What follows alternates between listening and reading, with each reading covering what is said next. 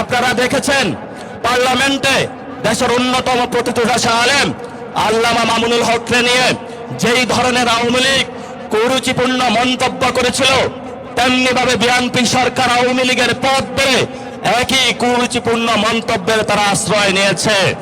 এবং সাথে সাথে তারা যে বিষয়টা জঘন্য কর্মকাণ্ড তারা করলো, তারা দেখলো বাংলাদেশে যতদিন আলেম ওলামা থাকবে, বাংলাদেশে যতদিন ইসলামের পক্ষের লোক থাকবে, বাংলাদেশে যতদিন নীতি নৈতিকতার লোক থাকবে, ততদিন তাদের চাঁদাবাজি, সন্ত্রাস, দুর্নীতি, ভারত নীতির তারা বিরোধিতা করতে যাবে।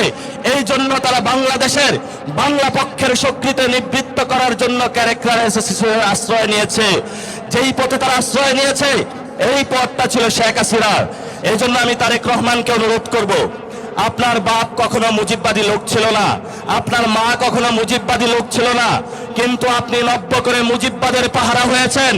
এই মুজিববাদের পাহারাদার হয়ে যদি বাংলাদেশের জনগণের সামনে আপনি দাঁড়ান, আমরা যারা মুজিববাদের দোষর তাদের সাথে এক সেকেন্ডের জন্য তাদের প্রতি আমরা আঘাতে পরোয়া করব না ইনশাআল্লাহ।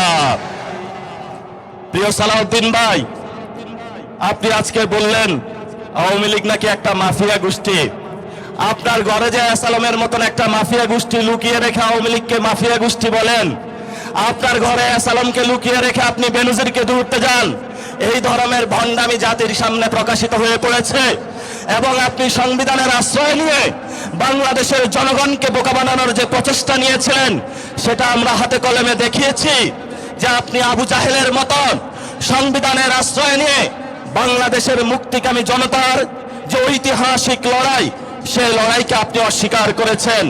মাননীয় অর্থমন্ত্রী, আপনি বাংলাদেশের সামনে, জনগণের সামনে যে বাজেট দিয়েছিলেন, সেই বাজেটের মধ্যে আমার খেটে খাওয়া শ্রমিকের কোনো অধিকার আমি বুঝে পাইনি। আমার তরুণ শ্রমিক যারা রয়েছে তাদের কোনো কর্মসংস্থানের আমরা কোনো সুযোগ পাইনি। আপনারা যে বাজেট দিয়েছেন, সেই বাজেটের মধ্যে আমাদের নারীদের জন্য কোনো আমরা অধিকার পাইনি। আমরা বাজেট সম্পর্কে স্পষ্ট করেছি, এটা দুর্নীতি এবং লুটপাটের একটা বৈধতা উৎপাদনকারী বাজেট, যেই বাজেটকে আমরা ঘৃণা করে প্রত্যাখ্যান করেছি। এবং এই বাজেট নতুন করে টাকা কামানোর ধান্দা, যেই গ্যাং ছিল সেই হাওয়া ভবনে, সেই গ্যাং তারা লন্ডনে আশ্রয় গিয়েছে। সেই গ্যাং এখন বাংলাদেশের মানুষের মধ্যে ইন্ডিয়ার সহযোগিতায় এবং আমাদের কতিপয় বিভ্রান্ত সেনাবাহিনীর যুবকদের সহযোগিতায় বাংলাদেশের মানুষের উপরে তারা চাপিয়ে দিয়েছে। আমরা তীব্র নিন্দা এবং ধিক্কার জানাচ্ছি। আপনারা যদি এই পথে টিপ টিপ করে পা বাড়াতে থাকেন, তাহলে আমরাও আপনাদের কিভাবে চাবিকাঠি নাড়া দিতে হয় এটা আমরা ভালো করে আপনাদের চোখের সামনে আঙ্গুল দেখিয়ে দিয়েছি। এই যে তারেক রহমানের একটা বন্ধু আছে, মীর শাহ আলম নাকি যেন কি নাম, সে আমাদেরকে সংসদে দাঁড়িয়ে বলেছিল, কোথায় ছিলা তোমরা?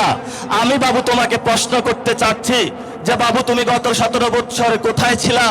তুমি শিবগঞ্জ মডেলকে গোপালগঞ্জ মডেলটা ট্রান্সফার করেছ। এই ধরনের উশৃঙ্খল যুবক যারা হাওয়া ভবনের বর্তমান সরকারে অংশগ্রহণ করেছে, এই উশৃঙ্খল যুবকদের থেকে বাংলাদেশ রক্ষা করতে হবে। এই উশৃঙ্খল যুবক কার গর্ভে জন্ম নিয়েছে, কোন দল করে, সেটা আমরা বাংলাদেশে দেখবো না।